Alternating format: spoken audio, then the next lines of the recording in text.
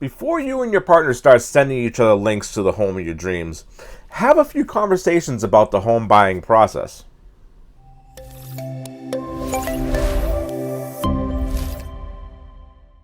Hey everyone, it's your favorite local realtor, Adam Brunelle. A couple buying a house should talk about money, of course, but also about their expectations for their first home. Talking now will keep you productive, positive, and focused on finding the right house. It will also help you manage a buying a house stress on your relationship.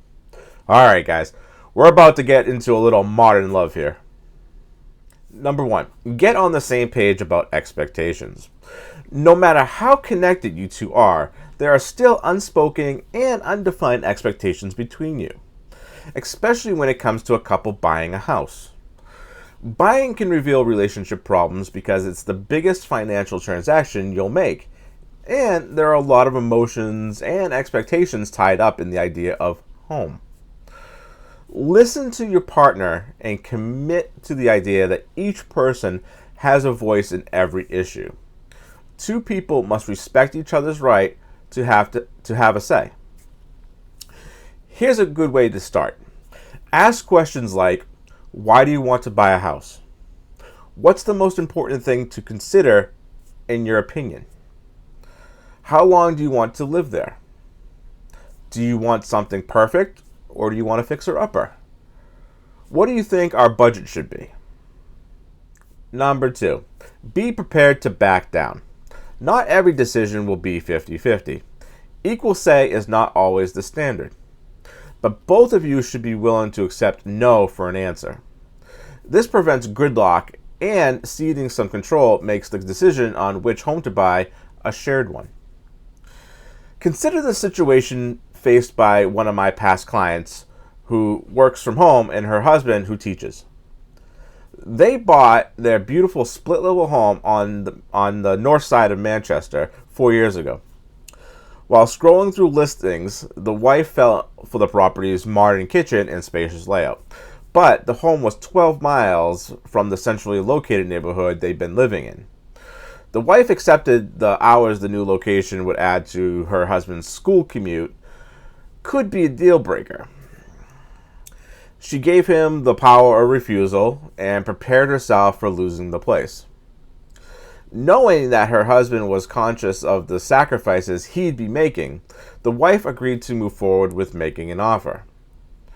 Her being open to him saying no allowed her to make that decision, and they don't regret it at all. Number three, do scenario planning.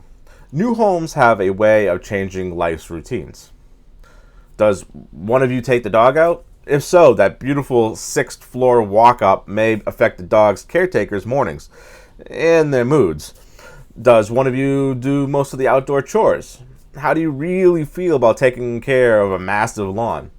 That house that sits on top of a hill is gorgeous, and the views, whew! But will you like hauling bags of groceries up the 3 flights of stairs to the front door? The more you think it over together, the happier you'll both be after you move in. Number four, ask an expert.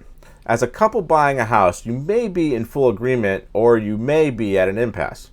But either way, talk to a real estate agent. A good agent is like a reference librarian and a personal coach in one.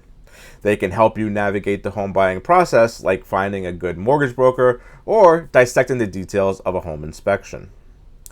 An agent can give you the knowledge you need to make a wise decision, and he or she can pump you and your partner back up when your energy has ebbed because you've looked at 22 houses and not seen one worthy of an offer, or you put in an offer and it fell through.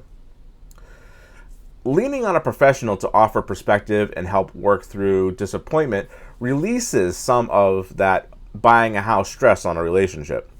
As much as possible, as early as possible, I try to get couples to see the big picture.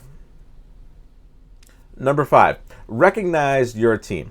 Involving an agent in the home buying process can have another unexpected outcome. Having the agent participate in discussions and even occasionally disagreeing with them helps some couples see that they know each other, they know their lifestyle, and anything that will allow you to bond more with your partner is always positive. As an agent, we get clients to talk to each other about what they want and don't want in a house. It helps them hash out their likes and dislikes constructively.